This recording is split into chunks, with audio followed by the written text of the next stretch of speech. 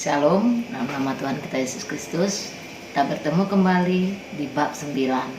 Ya, materi hari ini pentingnya nilai-nilai Kristiani di era milenial. Sebelumnya kita berdoa dulu. Kita berdoa, Tuhan Yesus, kami bersyukur untuk pagi hari ini ketika kami bisa bertemu melalui online ini. Biarlah kami mau belajar dari bab 9 ini. Berikan kami hikmat, jasana, kami mengerti apa yang diberikan oleh guru, sehingga kami paham, sehingga dapat kami aplikasikan dalam kehidupan kami sehari-hari. Terima kasih Tuhan, terpuji Engkau dalam Kristus Yesus. Kami ucap syukur dan berdoa. Amin. Materi ini ada beberapa bahan bacaan Alkitabnya. Ada 4. Yang pertama Ulangan 6, 4-9, Ulangan 11 ayat 13-21, dan Ulangan 22 ayat 20-21. Yang kedua Bilangan 15 ayat 37-41. Kemudian yang ketiga Amsal 13 ayat 20. Matius 22 ayat 37-38. 4 bahan bacaan. Kita bahas pelan-pelan ya. Yang pertama kita bahas Ulangan 6 ayat 4-9. Ini di materi yang lalu udah ada ya. Dari ayat ini kita diajarkan untuk mengasihi Tuhan Allah dengan segenap hati, segenap jiwa, dan segenap kekuatan kita. Dan hal itu harus diajarkan berulang-ulang atau terus-menerus dimanapun kita berada, dan sampai kapanpun kita harus mengajarkan kepada anak-anak kita atau kepada keturunan kita bahwa mereka harus mengasihi Tuhan Allahnya dengan segenap hati. Kemudian dari Ulangan 11, masih di Ulangan, diajarkan kepada kita supaya kita memperhatikan perintah tersebut, atau perintah yang tadi, yang mengasihi Tuhan Allah dengan segenap hati. Dan jika kita tidak mengindahkannya, maka langit akan ditutup sehingga tanah tidak menghasilkan. Dan bagi orang yang mentaatinya, maka langit akan dibuka dan kita akan menerima berkat Tuhan sampai berkelimpahan. Ya, kalau istilahnya belalang pelahap akan datang kalau kita tidak mengasihi Tuhan Allah dengan benar. Kemudian dari Ulangan juga, Ulangan 22 20-21, yang jahat harus dihapuskan dari tengah-tengah keluarga dan rumah kita.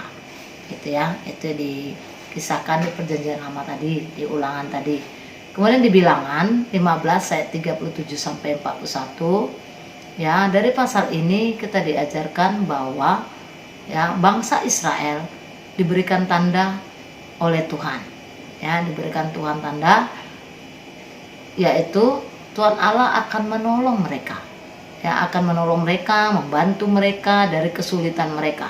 Akulah Tuhan Allahmu yang telah membawa engkau keluar dari Mesir, supaya aku menjadi Allah bagimu. Di Mesir mereka ditindas, di Mesir mereka dijajah, di Mesir mereka menjadi budak, tapi Tuhan menolong mereka, Tuhan menyelamatkan mereka dari kesulitan mereka.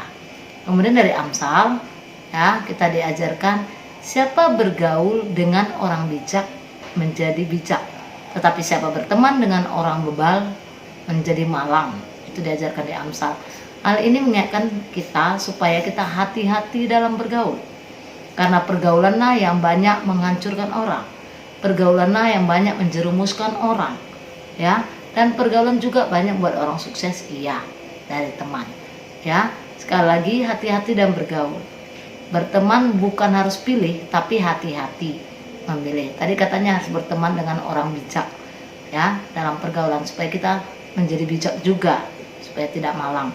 Kemudian dari kitab Matius, ya, ini kitab terakhir ya, Matius, kita diajarkan untuk mengasihi Tuhan Allah, ya, dengan segenap hati, jiwa, dan segenap akal budi. Ya, karena itu hukum yang utama. Ya, itu hukum yang sama dengan hukum yang terutama, yaitu mengasihi Tuhan. Ya, itu yang utama dan terutama, hukum terutama dan utama. Kalau kita melihat uraian materi, yang pertama, generasi milenial yang kuat. Bagaimana dikatakan generasi milenial yang kuat? Beberapa gaya hidup modern telah memberikan dampak negatif bagi kehidupan manusia. Ya, yang pertama, menjauhkan manusia dari Tuhan.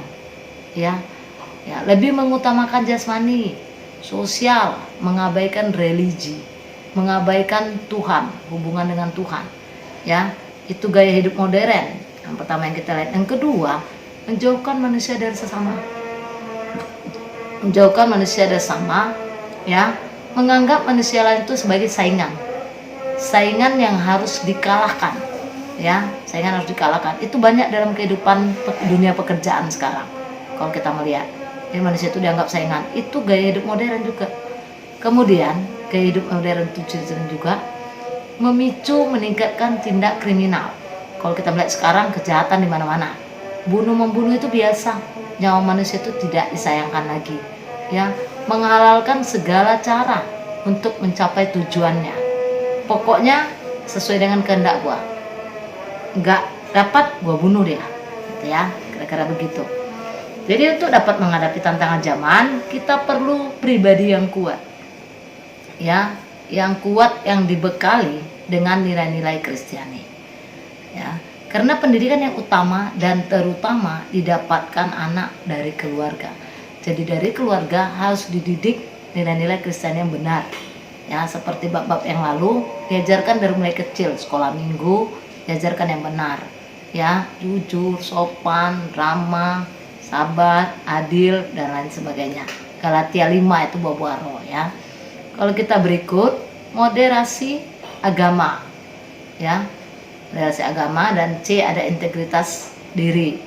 Moderasi agama ini artinya netral, tidak memihak siapapun, ya, tidak berpihak kepada siapapun. Indonesia adalah negara yang multikulturalisme, banyak suku, agama, ras, budaya yang berkembang, dan hal ini tidak dapat dihindari. Ya, bahkan itu menjadi suatu kekayaan bagi Indonesia. Oleh sebab itu, pola hidup atau moderasi perlu dikembangkan. Kita perlu netral, tidak boleh memihak. Oh, menurut saya agama saya yang benar, menurut saya budaya saya yang benar. Ya, perlu dikembangkan dan dibudayakan. Hal ini dapat didapat anak dari didikan keluarga. Ya, dari nilai-nilai Kristen yang ditanamkan di dalam keluarga. Ya. Jadi tidak boleh memihak, oh itu yang benar, itu yang benar, harus sesuai, harus netral gitu ya. Karena kita kaya dengan budaya, ras, suku, dan lain sebagainya. Kemudian integritas. Integritas itu adalah satunya kata dengan perbuatan. Satunya kata dengan perbuatan. Jujur dalam segala hal. Jujur dalam segala hal.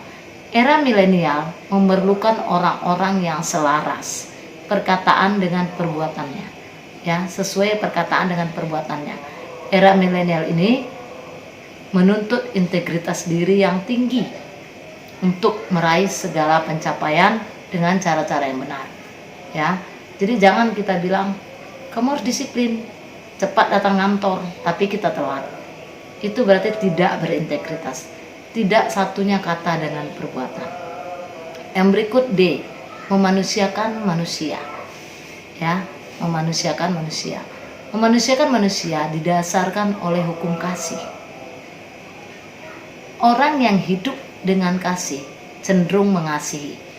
Tetapi orang yang hidup dengan kepahitan cenderung melukai dan mencelakakan. Makanya anak dari keluarga dididik dengan kasih supaya dia dapat mengasihi orang lain juga. Tapi kalau dia dididik dengan kepahitan, sakit hati, kemarahan, maka dia cenderung akan melukai orang lain juga. Dia akan mencelakakan orang juga. Ya, kemudian yang berikut, hidup dalam kasih adalah hidup tanpa ketakutan akan kehilangan sesuatu dalam hidup. Hidup dalam kasih itu tenang biasanya, tenang, sabar, ya. Mengasihi sesama adalah hukum kedua yang maknanya sama kuatnya dengan hukum pertama tadi. Hukum pertama itu mengasihi Tuhan Allah. Hukum kedua mengasihi sesama manusia. Sama kuatnya itu.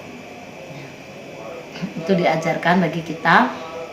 Yang berikut, di dalam memanusiakan manusia itu, keluarga yang dapat menciptakan generasi yang saling mengasihi. Manusia zaman milenial ini akan saling menghargai dan mempedulikan. Sekali lagi ya, dari keluarga kita dididik untuk saling mengasihi, sehingga kita juga keluar ke lingkungan, kemanapun kita berada nanti kita juga akan saling mengasihi. Ya, demikian dari bab 9 ini. Tugasnya selesaikan soal-soal pada uji kompetensi 2 dan uji kompetensi 3. Terima kasih, Tuhan Yesus memberkati.